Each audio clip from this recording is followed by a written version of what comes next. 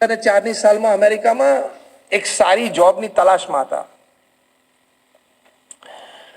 અને પછી એટલે he was like not in a very good powerful position that he is today. અત્યારે તો ગૂગલ અને આલ્ફાબેટ બધું એ ચલાવે છે એઝ અ સીઈઓ. એ વખતનો આ પ્રસંગ છે કે એમના કોઈ ફ્રેન્ડે એમને કહ્યું કે અમારી મેરેજ એનિવર્સરી છે એટલે કમિંગ વીક વર્કિંગ ડે હતો પણ સાંજે આપણે ડિનર છે તો તમારે આવવાનું છે. એટલે સુંદર પિચાઈને એમના ધર્મપત્નીને નિમંત્રણ હતું. સવારે ઘરેથી જોબ પર નીકળ્યા સુંદર પિચા એટલે એમણે એમના પત્નીને કહ્યું કે ઓફિસ આવર્સ એ પ્રમાણે છે એટલે હું સીધો હોસ્ટના ઘરે પહોંચી જઈશ અને તું પણ ગાડી લઈને ઘરેથી પહોંચી જજે. સાંજે 7 વાગે ત્યાં ડિનર માટે બધાએ બેસવું એવો ટાઈમ નક્કી કરેલો.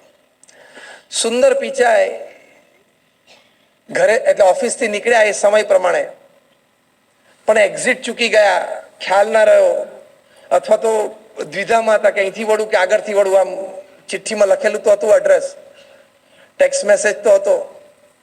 Imagine being able to build. પણ જે કંઈ થયું દ્વિધા થઈ, ચૂકી ગયા. પણ પછી તો ગોળ ગોળ ફરવાનું થયું કારણ કે ત્યાં તો અમેરિકામાં બધી એક એક્ઝિટ ચૂકી ગયા એટલે તમારે 15 મિનિટ એને અડધો કલાક ને પોણો કલાકે થઈ જાય. You don't know. આમ કે પગ દેખાડીને તો રિક્ષા વાળી નથી લેવાતી. એટલે આ બાજુ હોસ્ટ કે એમના પત્ની ફોન કરે કે વે યુ તો કે હવે આઈ એમ લોસ. અને અમેરિકામાં તો શું ખોવાઈ જાય તો તમે તો બીજું તો શું એડ્રેસ આપી શકો? રસ્તા બધા સરખા લાગે, લાંબા લાંબા રસ્તા લાગે. આપણી જેમ તો બોલે નહીં કે આ મહેતા ભજીયા હાઉસની બાજુમાં નીચે પેલા ઊભો છું અહીંયા, એવું તો બોલાતું નથી અમેરિકામાં. લાંબા લાંબા રસ્તા હોય ક્યાં છો ખબર જ ના પડે તમને. એટલે મૂંઝાયા અને પહોંચી ના શક્યા. વળી આ બાજુ સમય ને બીજા ગેસ નીકળ્યો એટલે બધા જમવા તો બેસી ગયા.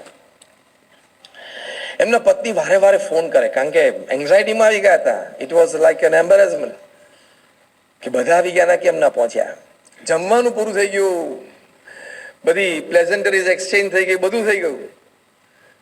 બધાને નીકળવાનો ટાઈમ થયો ત્યાં સુધી બિચારા સુંદર પિચાઈ તો આંટ જ મારતા હતા, પહોંચી જ ના શક્યા. બહુ લગભગ 9-1 વાગે પહોંચ્યા, બધા ગેસ નીકળી ગયેલા અને હોસ્ટે એમને વેલકમ કર્યા, ભેગા બેઠા, જમ્યા થોડું, પછી નીકળ્યા. ઘરે પહોંચ્યા એટલે એના પત્ની તો બહુ ખીજાણા અને કે તમારે સમય આવી જવું છે. ને કોઈને પણ ગુસ્સો આવે, સ્વાભાવિક છે અને થોડા અકળાઈ જાય.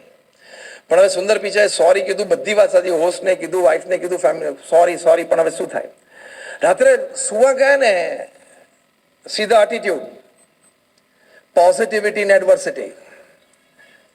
What happened with me today might have happened with many people in the world today. Possible છે ને? It should not happen again with anybody. Attitude તમે જુઓ. એમણે શું નક્કી કર્યું? ફરી વખત આ ના જ થવું જોઈએ. મારી સાથે તો નહીં પણ દુનિયામાં કોઈની સાથે ના થવું જોઈએ. પથારીમાંથી ઊભા થયા. એના વાઈફ કે ક્યાં જાઓ છો? ઓફિસ જાઉં છું. અત્યારે તો કે અત્યારે હું મારા વિચારો જ કંટ્રોલ નહીં કરી શકું, મને ઊંઘ જ નહીં આવે. Let me go to office and work. રસ્તામાંથી ફોન કરીને ટીમને come to office, come to office, come to office. એટલે બધા મૂંઝવણ કા રાત્રે બોસ તો ફોન આવ્યો છે પણ હવે જવાનું તો છે જ. ત્યાં જઈને એમણે આઈડિયા પ્રસ્તુત કર્યો. ગ્રેજ્યુઅલી એક પ્રોડક્ટ બની and you all know the name of that product because you are using it daily. Google Maps. Google Maps તો જન્મ આ પ્રસંગ પછી થયો છે. એટલે next time if you are under fire from any of the place, office કે home,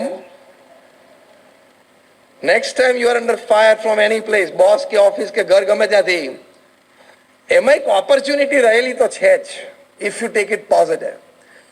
અમેરિકામાં લોન્ચ કર્યો 2006-07માં, અહીંયા યુકેમાં પણ લોન્ચ થયો 2008માં, ઇન્ડિયામાં ગૂગલ મેપ્સ લોન્ચ થયું and today we know how it helps people. એ એક આપણો આમ જીવનનો સ્ત્રોત બની ગયો છે, આ લાઈફ લાઈન બની ગઈ છે આપણી. કારણ કે લોંગ ડિસ્ટન્સ ટ્રાવેલિંગ બધાને આવતું હોય. તો સંજોગો, પરિસ્થિતિ જીવનમાં જે બને એમાં પોઝિટિવિટી રાખીએ તો એ એડવર્સિટીને આપણે ઓવરકમ કરી શકીએ. એટલે આપણે જે વાત કરતા હતા કે વિલ પાવર અને કોન્ફિડન્સ ઓછો ના થવા દેવો. When it comes to people, આ તો એક સંજોગો પરિસ્થિતિને આપણે વાત કરી. એક વસ્તુ નક્કી છે કે આપણા જીવનમાં જે આપણા લોકો છે, આપણું ફેમિલી છે, આપણું સોશિયલ સર્કલ છે, ફ્રેન્ડ્સ હોય, રિલેટિવ્સ હોય, નેબર્સ હોય, વર્કિંગ કલીગ હોય, એમાંથી જે કંઈ 25-50 વ્યક્તિઓ આપણે સિલેક્ટ કરીએ કે આટલા વ્યક્તિઓ મારા જીવનમાં રહેવા જ જોઈએ મારી સુખાકારી માટે, એવો એક નિર્ણય લેવાનો. તમારા મોબાઈલમાં તો 1000 નંબર હશે, 2000 નંબર હશે, અને એફબી ઉપર તો અગણિત. પણ સમજવાનું, હોસ્પિટલમાં દાખલ તો ત્યારે એફબી વાળો કોઈ નથી આવતો. હોસ્પિટલમાં દાખલ થશો ત્યારે ફેસબુક ફ્રેન્ડ કોઈ હોસ્પિટલ ખબર કાઢવા આવતો નથી.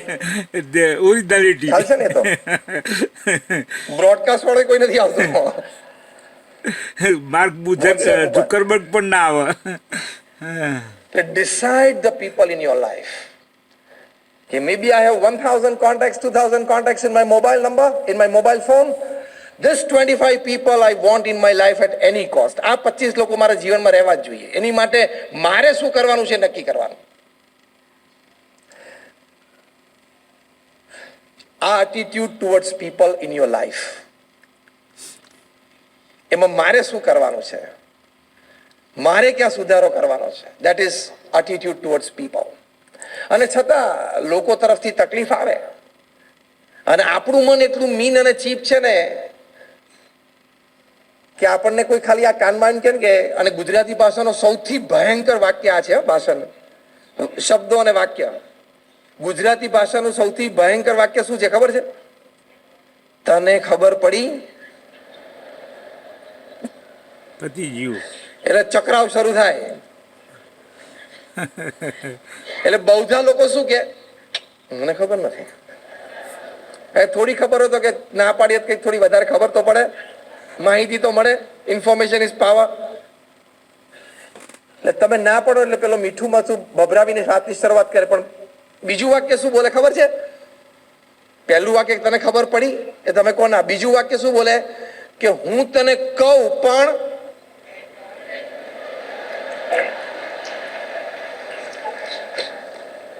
આપણે બધા એ વાક્ય ઘણી વખત સાંભળ્યું છે અને ઘણી વખત બોલ્યા છે. હું તને કહું પણ તારે કોઈને કહેવાનું નહીં. એ વાત આપણી પાસેથી કન્ફર્મ કરી લે, પછી એને જેટલું મીઠું મરચું ઉમેરવું હોય ને એટલું ઉમેરી દે. અને 10 વર્ષ, 20 વર્ષ, 30 વર્ષની આપણી ફ્રેન્ડશિપ કોઈ વ્યક્તિ સાથે, આપણા રિલેશન્સ કોઈ વ્યક્તિ સાથે, એ ત્રીજી વ્યક્તિ આવીને ખાલી થોડી વાતમાં મીઠું મરચું ઉમેરીને તોડી નાખે, ડાઉટ ઉભા કરે. એટલું ઘણી વખત આપણું મન મીન અને ચીપ હોય છે. તમે જો ને ગેધરિંગમાં, રિસેપ્શનમાં કે ક્યાંય પણ તમે જઈએ આપણે, તો કોઈક આપણી સામે 1 વાર, 2 વાર, 3 વાર જોયો ને તો ડાઉટ મને કેમ જોતો હશે, કેમ જોતો હશે, કેમ જોતો હશે, એવું થાય. એનો જવાબ કહું, આંખ છે જોવે, ઇટ્સ ઓકે. એમાં 1-2 વાર જ જોયું, બીજી વાર તો એમ થતું તો તું રસ્તામાંથી પસાર થઈ ગયો એટલે તને એવું લાગ્યું મારી સામે જોતો હતો. એટલે આટલું નબળું મન નહીં રાખવા. સંજોગો, પરિસ્થિતિ, લોકો પ્રત્યે મન તો એકવાર મક્કમ રાખવાનું. બોલે આવે, ઇટ્સ ઓકે. અને જ્યાં સ્પષ્ટતા કરવાની હોય ત્યાં સ્પષ્ટતા કરી દેવાની. You weight and watch, you remain patient, but when the time comes you have to clarify things. તો પોઝિટિવિટી રહેશે. હું કહીશ તો એને કેવું લાગશે, હું કહીશ તો હવે સંબંધો કેવા રહેશે. પણ તમે ઇતિહાસ જોઈ લીધો વર્ષોનો કે ભાઈ આમ વાત બની, આમ વાત બની, આમ વાત બની. Now it's a limit. You have to clarify things. કોઈ આપણે અભાવ ગુણની અંતરમાં વાત નથી, પણ સ્પષ્ટતા તો કરવી પડે, નહીં તો જીવન કેવી રીતે જીવવું. So these are the attitudes for positivity when you are in the midst of your people. At home or society or at office, wherever, or at your entertainment place. આ attitudes રાખવા ખૂબ જરૂરી છે.